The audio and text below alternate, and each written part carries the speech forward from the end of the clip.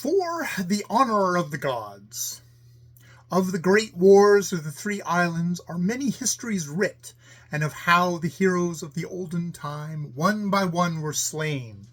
But naught is told of the days before the olden time, or ever the people of the island went forth to war, when each in his own land tended cattle or sheep, and listless peace obscured those isles in the days before the olden time. For then the people of the island played like children about the feet of chance, and had no gods, and went not forth to war, but sailors, cast by strange winds upon these shores, which they named the Prosperous Isles, and finding a happy people, which had no gods, told how they should be happier still, and know the gods, and fight for the honor of the gods, and leave their names writ large in histories, and at last die proclaiming the names of the gods. And the people of the islands met and said, "The beasts we know, but lo, these sailors tell of things beyond that know us as well as we know the beasts, and use us for their pleasure, as we use the beasts, but yet are apt to answer idle prayer, flung up at evening near the hearth, when a man returneth from the ploughing of the fields. Shall we now seek these gods?" And some said, "We are the lords of the three islands, and have none to trouble us, and while we live we find prosperity, and when we die our bones have ease and the quiet. Let us not therefore seek those who may loom greater than we do in the islands, 3, or haply harry our bones when we be dead." But others said, "The prayers that a man mutters when the drought hath come, and all the cattle die, go up unheeded to the heedless clouds, and if somewhere there be those that garner prayers, let us send men to seek them, and to say, there be men in the isles called 3, or sometimes named by sailors the Prosperous Isles, and they be in the central sea, who ofttimes pray, and it hath been told us that ye love the worship of men, and for it answer prayer, and we be travellers from the islands 3. And the people of the islands were greatly allured by the thought of strange things, neither men nor beasts, who at evening answered prayers. Therefore they sent men down in ships with sails to sail across the sea, and in safety over the sea to a far shore chance brought the ships. Then over hill and valley 3 men set forth seeking to find the gods, and their comrades beached the ships and waited on the shore. And they had sought the gods, followed for 30 nights the lightnings in the sky over 5 mountains, and as they came to the summit of the last, they saw a valley beneath them, and lo, the gods! For there the gods sat, each on a marbled hill, each sitting with an elbow on his knee, and his chin upon his hand, and all the gods were smiling about their lips.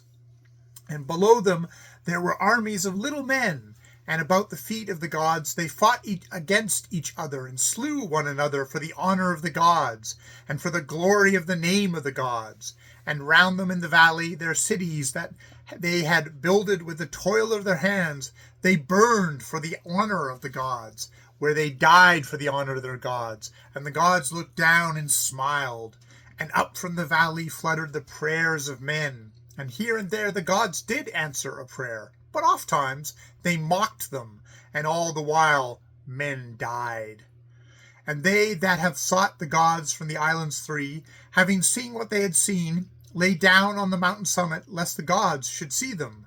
Then they crept backwards a little space, still lying down, and whispered together, and then stooped low, and ran, and travelled across the mountains in 20 days, and came again to their comrades by the shore. But the comrades asked them if their quest had failed, and the 3 men only answered, "We have seen the gods." And setting sail, the ships hove back across the central sea, and came again to the island 3, where rest the feet of chance, and said to the people, "We have seen the gods." But to the rulers of the islands they told how the gods drove men in herds, and went back and tended their flock again in all the prosperous isles, and were kinder to their cattle after they had seen how that the gods used men. But the gods, walking large about their valley and peering over the great mountain's rims, saw one morning the tracks of the three men. Then the gods bent their faces low over the tracks, and leaning forward ran, and came before the evening of the day to the shore where the men had set sail in ships, and saw the tracks of the ships upon the sand, and waded far out into the sea, and yet saw not. Still it had been well for the island threes, had not certain men that heard of the traveller's tale sought also to see the gods themselves. These in the night time slipped away from the isles and ships, and ere the gods had retreated to the hills, they saw where oceans met with sky the full white sails of those that sought the gods upon an evil day. Then for a while the people of those gods had rest while the gods lurked behind the mountain, waiting for the travellers from the prosperous isles. But the travellers came to shore and beached their ships, and sent 6 of their number to the mountains whereof they had been told. But they after many days returned, having not seen the gods, but only the smoke that went upwards from their burned cities, and vultures that stood in the sky instead of answered prayer. And they all ran down their ships again into the sea, and set sail again, and came to the prosperous isles. But in the distance, crouched behind the ships, the gods came wading through the sea, that they might have the worship of the isles. And to every isle of the 3 the gods showed themselves in different garb and guise. And to all they said, "Leave your flocks, go forth and fight for the honor of the gods." And from one of the isles all the folk came forward in the ships to battle for the gods that strode through the isle like kings. And from another they came to fight for the gods that walked like humble men upon the earth in beggars' rags. And the people of the other isle fought for the honor of the gods that were clothed in hair like beasts, and had many gleaming eyes and claws upon their foreheads. But of how these people fought till the isles grew desolate, but very glorious, and all for the fame of the gods, are many histories writ.